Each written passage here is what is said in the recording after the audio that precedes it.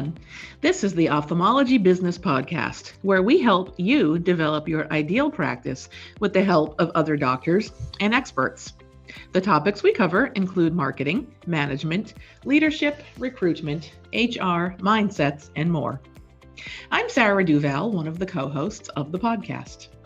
Every listener of this podcast is welcome to join the Ophthalmology Business Academy at www.obacademy.org. The membership is on us, and it's our gift to you.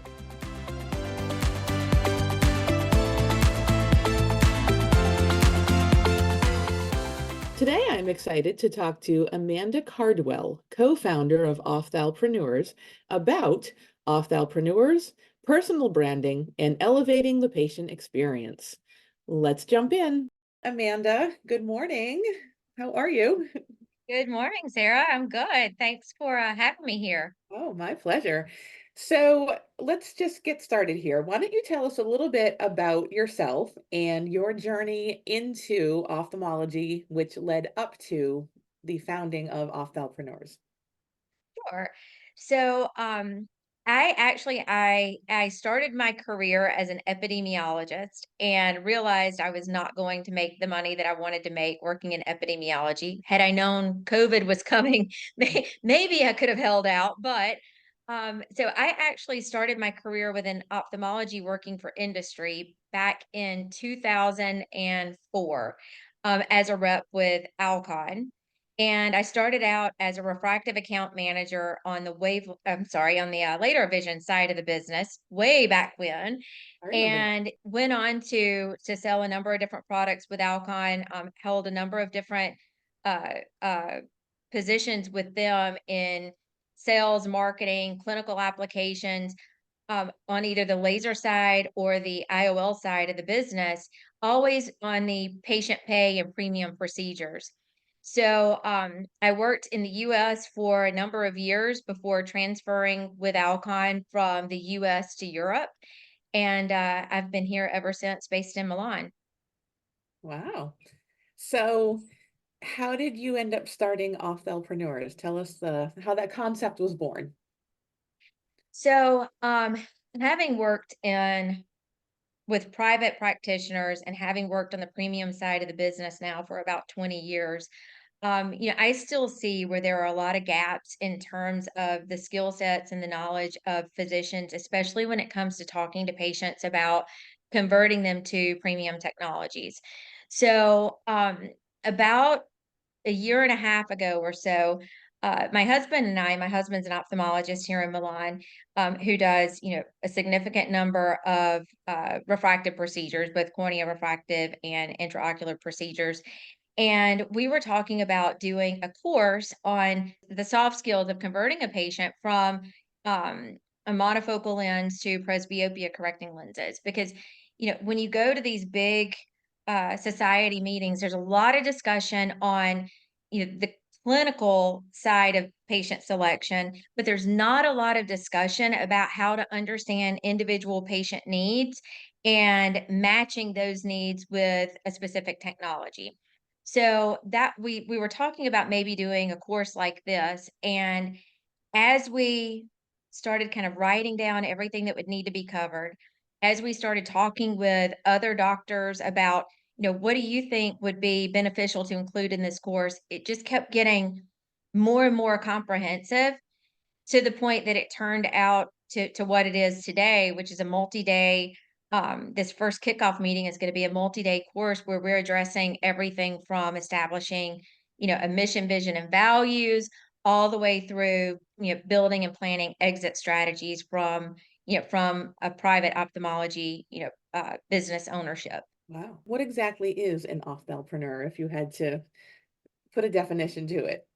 Well, I mean, I guess it's pretty easy from a pretty self-explanatory. If you think of ophthalmology plus entrepreneur. So these are, um, especially, I would say primarily, people who are working in private ophthalmology, at least, and patient pay ophthalmology, at least over here in Europe, and other stakeholders who are interested in business ownership, identifying gaps, and building building plans to address some of those gaps and those needs. So, for example, it could be, a private practitioner who's looking to open a practice, um, addressing a certain type of patient type, or it could be a vision scientist who recognizes that there's a gap or a need for a specific tool or technology that they're creating. But really, we're focusing on um, a wide variety of different stakeholders who are interested within private ophthalmology. Okay. So you started to sort of talk about well, answering this next question a few minutes ago, but let's talk a little bit more about the meeting that you guys have coming up, the Ophthalpreneur meeting, and how are you differentiating yourselves from other consultants, meetings, and conventions? You did start to touch on that, but I want to really let you talk a little more about that. So, here in Europe, most of the big society meetings are focused on the clinical and the scientific, background regarding various different technologies or procedures. And they're primarily simply because of the way the reimbursement system is set up in Europe. They're primarily focused on public practitioners or academic facilities. And that leaves a gap when it comes to private practice ownership or patient paid practices, because there are a lot of nuances and challenges that you deal with in the private side that you never have to deal with on the public side. But those are never addressed at the big society meetings because that's a minority of the number of attendees. Mm. So, the first idea was to focus primarily within private ophthalmology. So we're not targeting a specific specialty or subspecialty within ophthalmology. We're targeting private practitioners, period, and other stakeholders who are interested specifically in private and patient pay. So that's the first difference, is a different target audience. The second is the way in which we're delivering the content. So rather than seeing, um, present podium presentation after podium presentation and these symposia, instead, this is very heavily dialogue driven. So we've actually asked the presenters, or we're not even calling them presenters, we're calling them facilitators, to limit the number of slides, and instead they should be facilitating conversation on those specific topics. We've brought in specialists across a number of different areas who have nothing to do with ophthalmology, but they're specialists in their own rights. For example, we have a clinical health psychologist, research psychologist, who's coming in to talk about how to uncover patient needs and how to better communicate with patients to understand what it is that they're truly seeking for after a procedure. We have specialists who are coming in to talk about personal physician branding and how to build a brand online. We have specialists coming in to talk about finances and stoplights, in regards to, practice health financial metrics, so that they can understand like how they're performing as a practice. And then we're also focusing on really keeping everybody together for the entire duration of the time that we're in Stresa, where the meeting is taking place.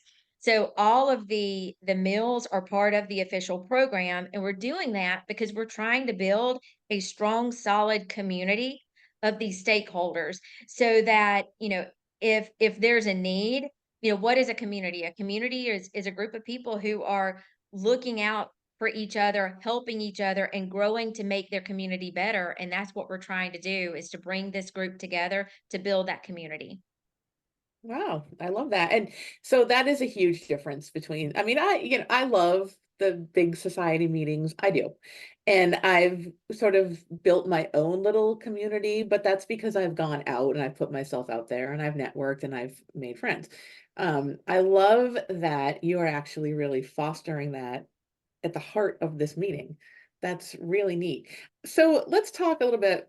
Before we started recording, you were saying something about how this meeting, people, they don't know what they don't know. Right. And you had said something about you did not put out any sort of a survey before. Do you remember that conversation before we Yep, started recording? Can you I kind of do. talk a little bit about that again and pick up where we left off there? I wish we had been Yeah, recording at that point. It was good stuff. I know. We were having a great conversation. Darn it, it's too bad we forgot to press A record. real missed No, opportunity. you know, so as we started to plan this, it would have been easy to have sent out a survey and have asked people, what do you think are topics that we need to put on the agenda? But the thing is we don't know what we don't know, and they don't know what they don't know. So if I had asked them to put together a list of topics, you know, we would probably have gotten the same topics from almost everyone. But I'm sure that there are lots of gaps that exist that they don't know exist. So instead, what we did when we built the agenda is, we tried to touch on really various different topics. We want to make sure that there are tangible takeaways from each session, but we're touching on a number of different topics to try to identify and to help the attendees identify where gaps exist. Because once we know where those unknown gaps are, we can start building out an educational plan to also address those. And that just helps to make them that much stronger in the future. Do you have a sense of what one of those things is that would be a gap that people don't know is a gap? Gosh, I mean, I think that there are going to be quite a few where some of the things that I anticipate are going to be on this personal branding Mm, and how to um, establish a personal brand to your patients, and that'll be displayed in the way that you're presenting yourself on social media. And, just in the conversations that I've had recently with several doctors, you know, many of them are a bit scared of social media. And if they are using social media as a way to reach patients, they tend to use the same post for LinkedIn as they do for Instagram, as they do for Facebook, and so on and so forth. Whereas each of these different platforms has its own personality and its own audience. attraction. So those should really be, modified depending on the platform that you're posting on. So, one idea is, okay, if we see that this is a gap that a lot of people are interested in, then what we may do is set up master classes so that there's, 1 to 2 hours per week for 6 or 8 weeks where they join virtually, and we have an expert who comes in who gives, a 1 to 2 hour session each time.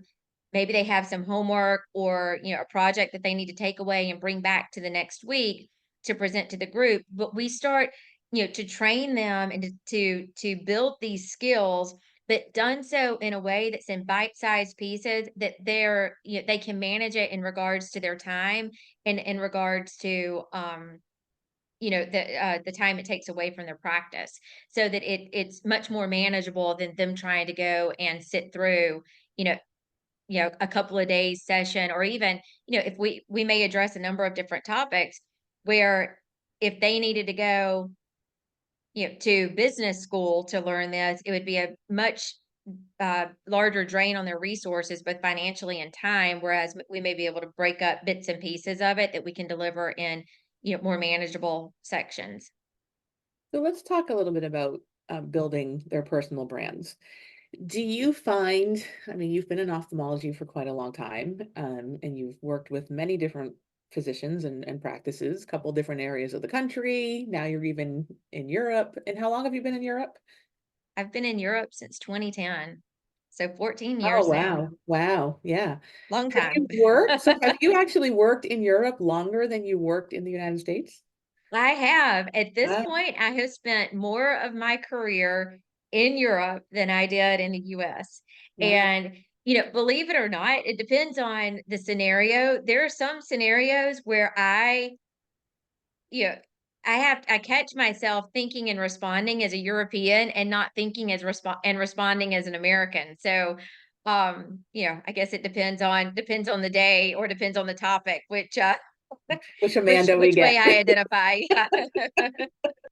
I kind of forgot where I was going with that. But, oh, talking about the Oops. Oh my God, I'm a mess.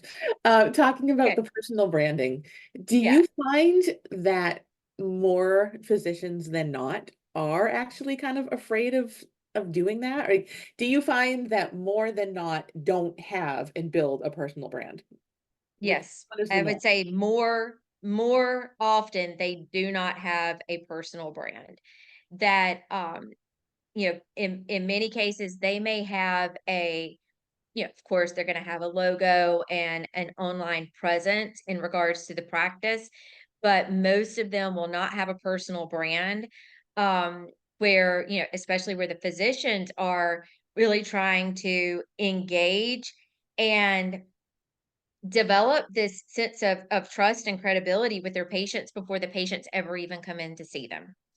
And there's a huge opportunity, and we're seeing a little bit of it now. I think we've seen more of it in other specialties, ahead of ophthalmology, but now we're starting to see a few people get out there and they're developing personal brands where the patients have an opportunity to kind of understand a little bit about the surgeon's personality, to understand maybe what they can expect when they go into a visit, versus just simply what they would get on a website. So, yeah, I think there's still a lot of opportunity to develop that.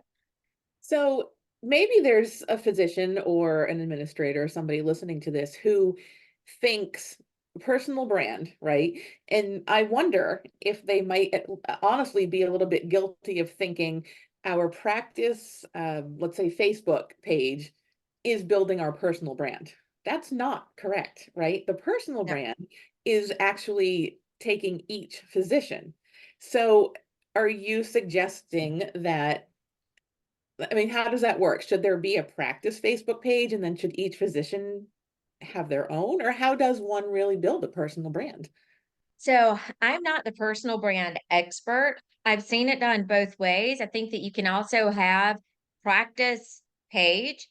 The individual doctors are going in and they're taking their opportunities to communicate with the patients, via the Facebook page or the LinkedIn page or the Instagram page of the practice itself.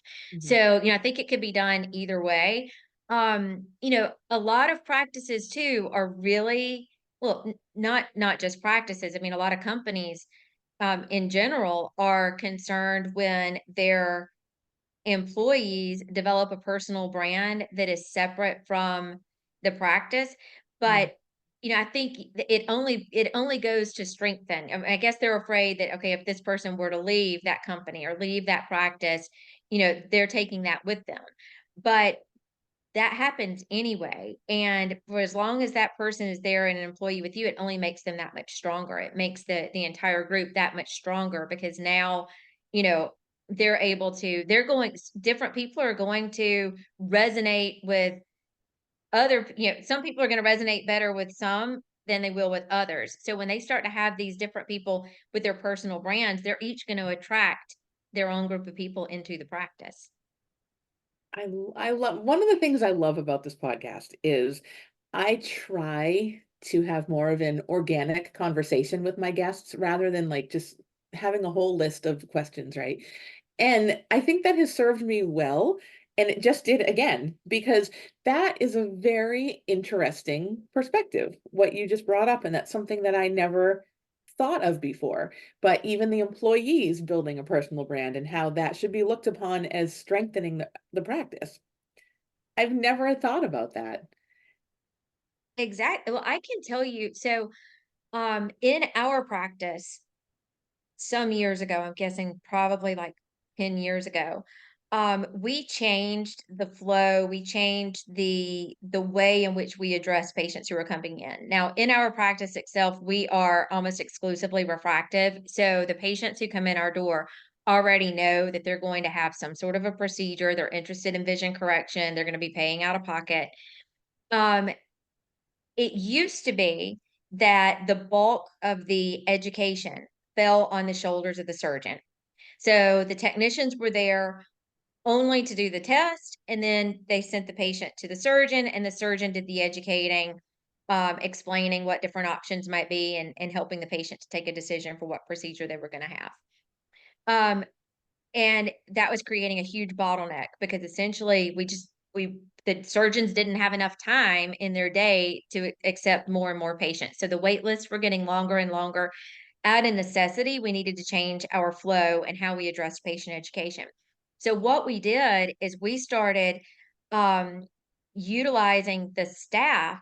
So the technicians are doing the bulk of the education. Now, they're not suggesting a specific brand or a specific procedure to a patient, but they do know the surgeon's decision tree, and they go ahead and start kind of uh, uh, teeing the patient up for knowing what the surgeon's going to discuss with them. But the reason I mention this is because when we made this switch, we actually saw that conversion rates went up and that calls, callbacks with questions about procedures or brands decreased. So, what does that mean? It meant that the patients were connecting better in some cases with the staff and with the technicians than they were with the doctor. Now, that could be for a couple of different reasons. It could be they're spending more time with the staff because the workup time takes so long. It could be more of the white coat syndrome because they're scared to ask certain questions or they're only hearing half of what the surgeon says. But regardless of what it was, they were building credibility and trust with the technicians more so than what the surgeons were able to build with them. So, I think the same can happen with when we're talking about personal branding and when you get the staff involved and the staff, whether it's a surgeon or it's a technician, it's a front office staff, are now communicating as well and helping to build their brand and build the brand of the practice. It gives the potential patients a better idea of what they can expect, and there's likely to be somebody that's going to resonate really well with them and help to kind of bring them in and build that trust and relationship with them. That's perfect. And it's really elevating the patient experience. That's Exactly. one way that perhaps people don't really think about when they think elevating the patient experience. I mean, maybe I'm wrong, but I worked 18 years in a practice, and I don't know that I ever thought about it quite like that when you think elevating the patient experience. Um, but it is. That's such a good point, Amanda. I'm so glad that you brought that up.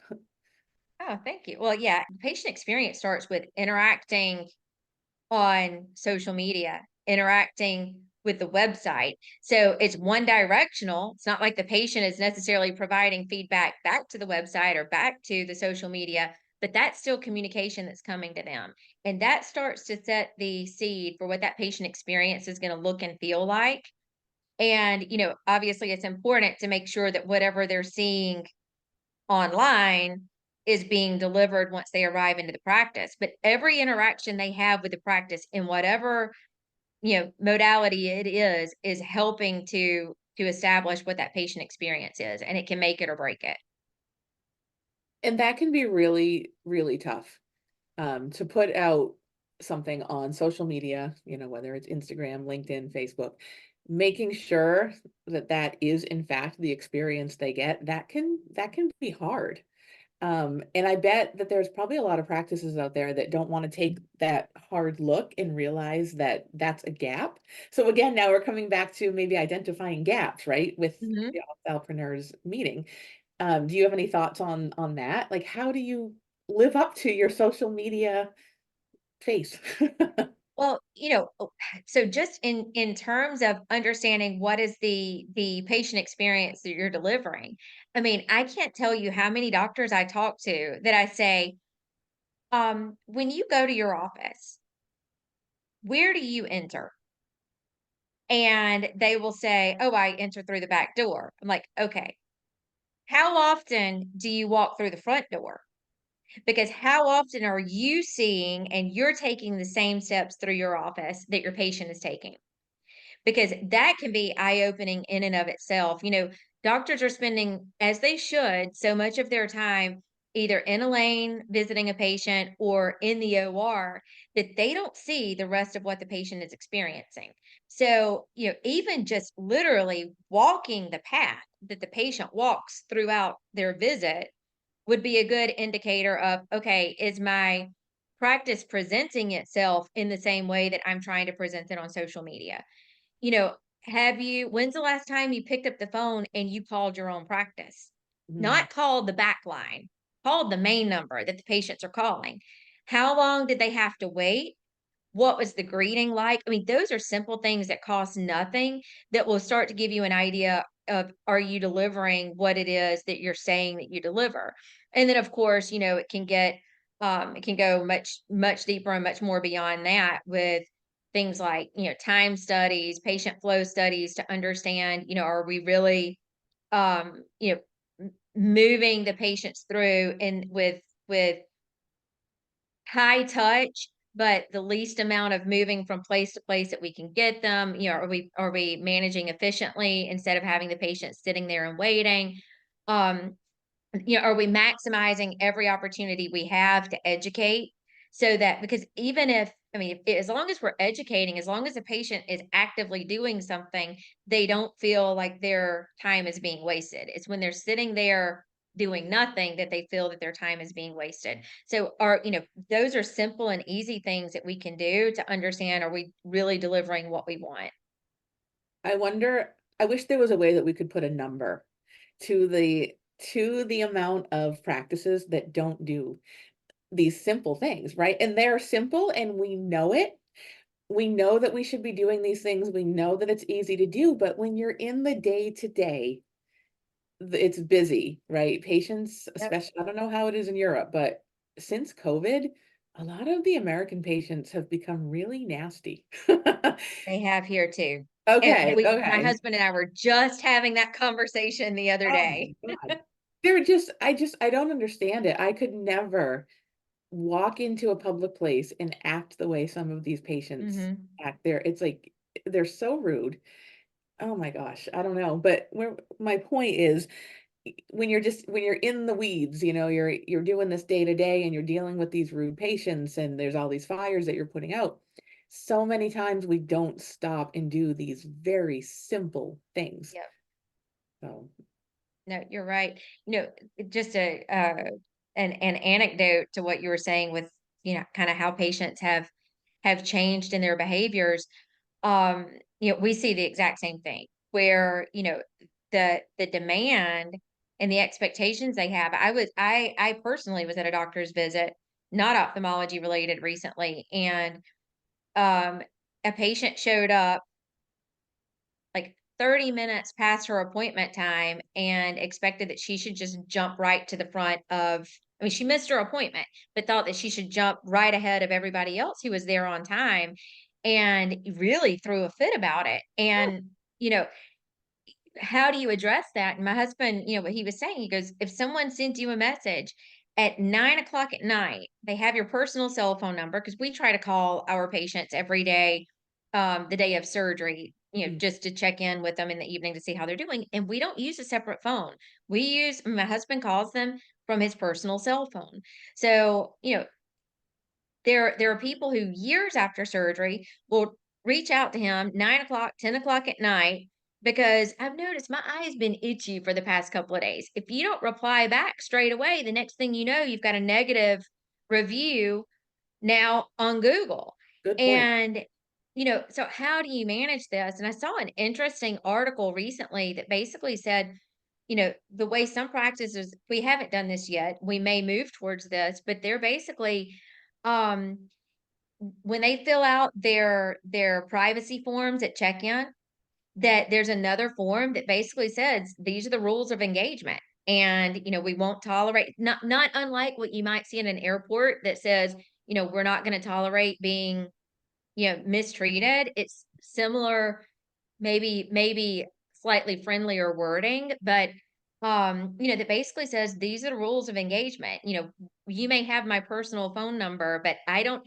unless it's an emergency, please don't call me, on that number. Call the office, because there's since COVID, there seems to be no separation between personal time and professional time. Mm, yeah. Yeah. I've sort of dubbed myself the boundary queen because I have been on this like weird mission for over a year now, um, about setting and sticking to healthy boundaries between life and work. That's really neither here nor there for this podcast, but it just made me think I about was good. Says you as we're doing this podcast on your day off. You might still well, have some work to do. but the podcast isn't, my job It's job, fun. so it's fine. No, just teasing. I think we're all guilty of that from time to We time. are, yeah, no, we are. So I've really enjoyed this conversation, Amanda. Do you have anything else that you'd like to talk about here before we jump off?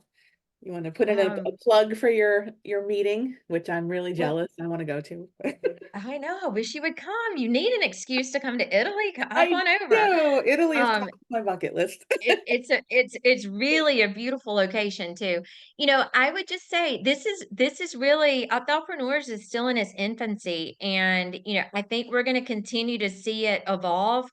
We're going to know there are lots, there's a lot of stuff that I don't know at this moment, and I'll know a lot more after that meeting, after this kickoff meeting takes place, and that will start to give us better direction on where we need to go to really focus on developing the skill sets of the private and patient pay ophthalmologists. And despite where they are in the world, many of them have similar challenges. So just because this meeting is in Europe doesn't mean that there won't be things that are appropriate for doctors in other markets, because a lot of them are going to have similar challenges.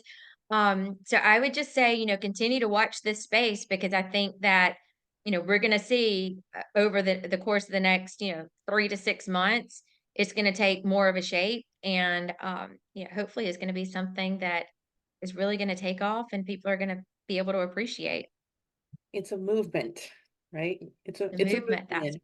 So that's what we're going for. I love it. So tell everybody if they want to connect on LinkedIn, how they'd find you on LinkedIn or how they'd find Ophthalpreneurs. Ophthalpreneurs. So you can find me under Amanda Cardwell Caronis on LinkedIn. You can go to Ophthalpreneurs. So Opthal is in ophthalmology, preneurs as entrepreneurs.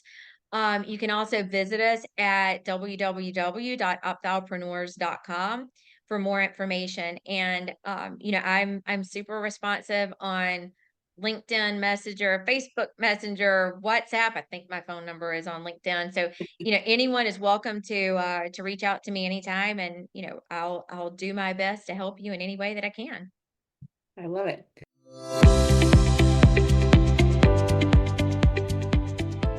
Thank you so much, Amanda, for joining us today. We appreciate it very much. I also want to take a moment to thank our listeners. We appreciate each and every one of you. We cannot do what we do without you.